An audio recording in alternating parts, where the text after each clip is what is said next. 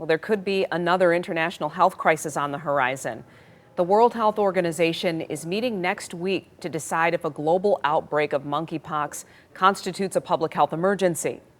And this as 2 probable cases of the disease were identified in San Diego, California. Chief Health Editor Dr. Partha Nandi here with us this afternoon, telling us more about the rising concerns, Dr. Nandi, and how widespread this outbreak is. It is a little concerning, Glenn. So far, we know of more than 1,600 monkeypox infections around the world. That's enough to raise concerns from the World Health Organization on whether this outbreak poses a real global risk. Now, the 2 suspected cases in San Diego involve folks who do not know each other. However, they both recently had traveled internationally. Both are doing well and are not hospitalized. Now, the Centers for Disease Control, the CDC, are testing samples from the patients to confirm that they indeed have the monkeypox virus. And if so, these will be the first cases for that region of California, but there have been other infections in the U.S. The first monkeypox diagnosis, you remember, was reported last month in Massachusetts. Since then, the CDC has confirmed 84 cases in 18 states and the District of Columbia. No cases have been identified in Michigan thus far. So for now, Europe remains the epicenter of the outbreak with 85% of cases.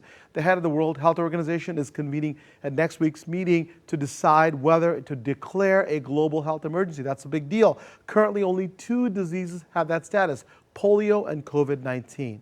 So, Dr. Nandi, will you tell us more about monkeypox virus and what the symptoms are and how it spreads? Absolutely. So, Glenda, monkeypox is a rare virus that is prevalent in parts of Africa, but health experts are mystified as to how it has spread to so many other countries and among people who really not traveled to Africa.